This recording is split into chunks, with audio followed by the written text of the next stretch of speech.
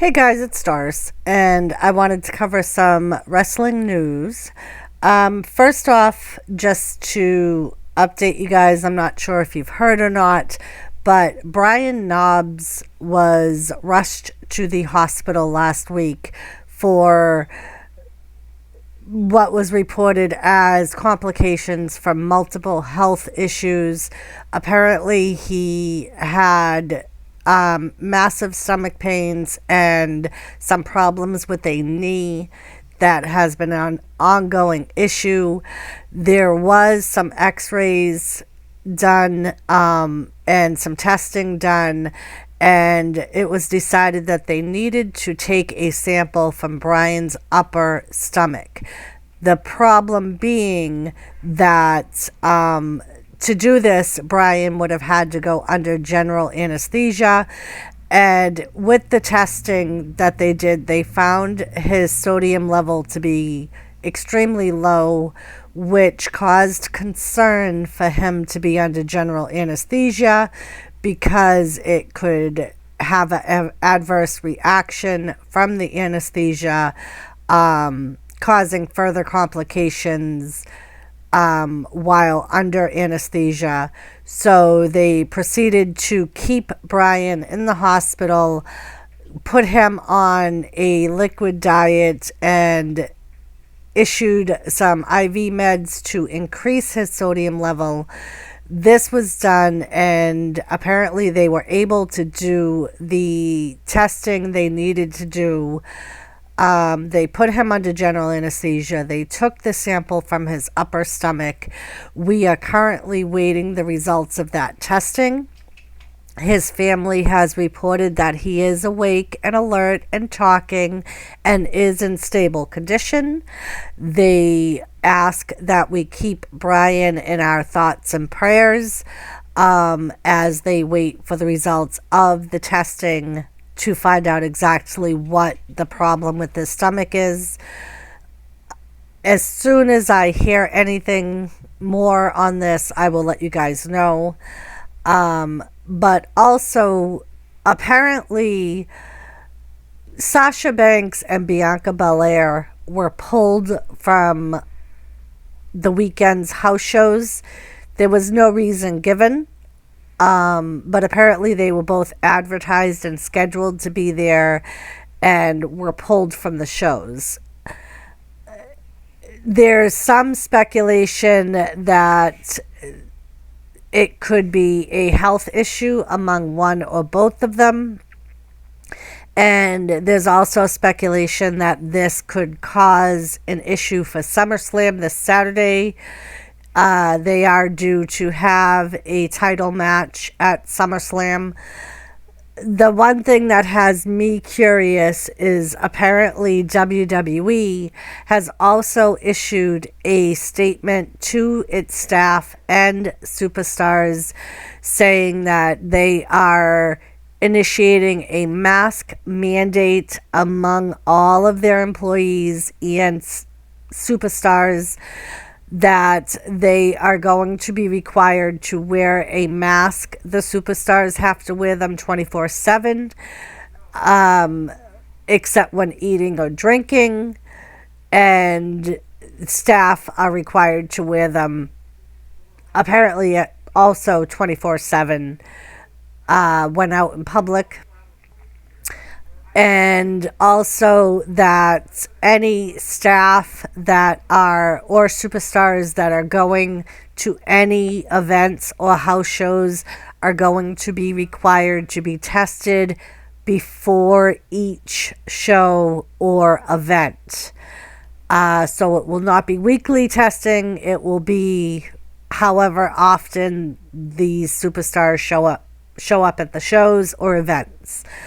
This leads me to believe that there is a possibility that possibly the reason for Sasha and Bianca has something to do with COVID. I just find it a little coincidental that those two are pulled and then all of a sudden they're issuing a mask mandate among their staff. Also, it was announced that at SummerSlam, fans will be required to wear masks while in attendance. This is apparently not WWE's doing. It is the state of Nevada that has issued a mandatory mask mandate, and WWE will be enforcing this at SummerSlam for fans in attendance. So be prepared. If you are planning on attending the events this weekend, you will be required to wear a mask. Also, it was announced that apparently Ric Flair does not have a 90-day no-compete clause in his contract. We know this because Ric Flair showed up at the AAA show on Friday, and he escorted none other than Andrade to the ring for his match with Kenny Omega. So this leads me to believe that we're right in our speculation that Ric Flair will be going to AEW, and there is a good possibility that he will be working on TV with Andrade. We have not gotten any official word that he has signed with AEW, but if he's showing up at shows with Andrade, it's a good possibility they are going to sign him.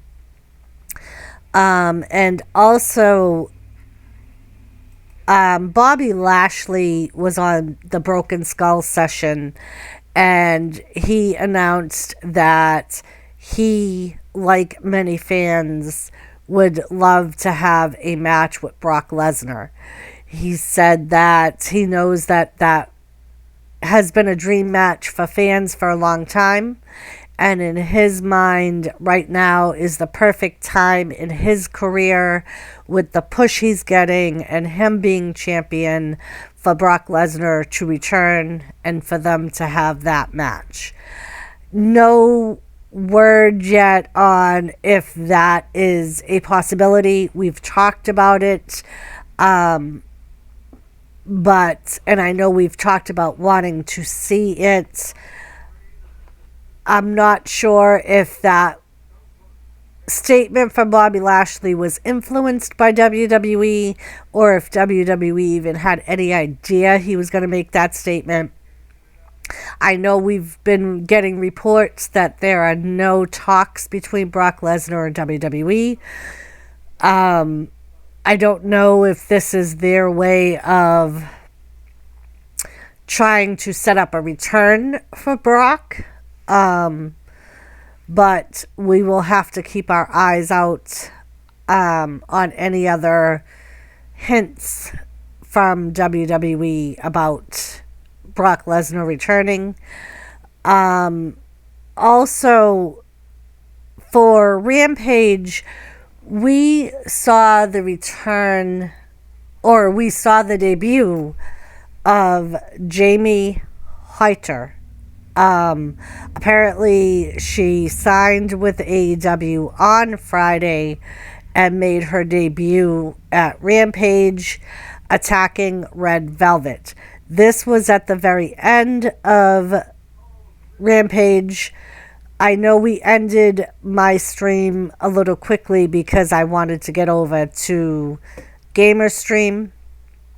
So we really didn't talk about her attacking Red Velvet, but that did happen at the very end of Rampage. We will have to see this week, even on Dynamite, if that ends up being a continued storyline, if she shows up at Dynamite, or if she's going to just be on Rampage.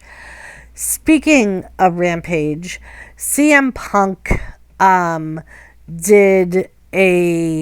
was part of a commentary team at a fight this weekend, and he was shown to have a Chicago Bulls pin on, and also a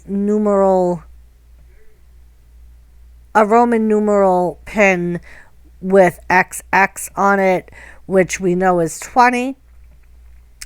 Some people are speculating that this was a little hint on Punk's part.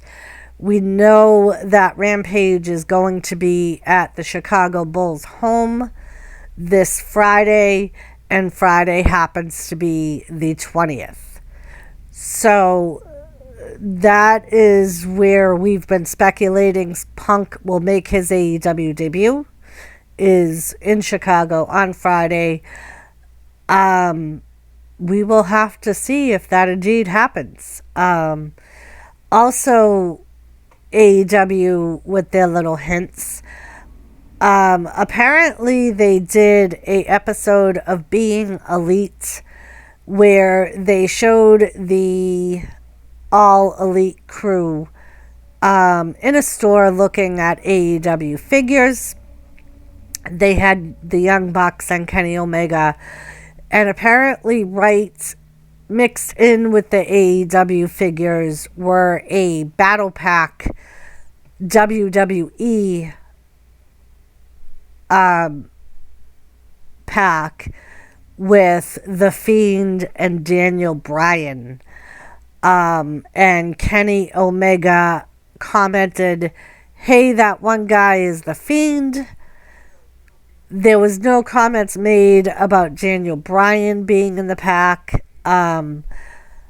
But Kenny Omega used his figures to block those figures. He put his in front of them. So some were speculating that that's a possibility of a little hint for AEW as far as more superstars going to AEW. So yeah, guys, I mean, that we know that we got reports that Daniel Bryan definitely signed with AEW. We got reports that CM Punk signed with AEW. We have speculation, or we have speculated that The Fiend will be going to AEW along with Strowman. No official announcements on The Fiend or Strowman. They really haven't even confirmed officially that Punk definitely signed. AEW is keeping quiet. Punk is keeping quiet other than releasing his little hints. And we know that it was confirmed or believed to be confirmed that Daniel Bryan definitely signed with AEW. But yeah, guys, so we will have to keep an eye out on AEW over the next few weeks to see if these debuts definitely happen. And I believe that is all the news I have for you from the weekend. Like I said, if I get any more updates on any of the stories I've talked about, I will do a video on it. If you know of any updates on any of the stories that I haven't found, please let me know in the comments. Other than that, I will see you guys later. And if I hear of anything else, I'll let you know. Alright, guys. Love yous all. Peace out. Thanks for watching. Bye.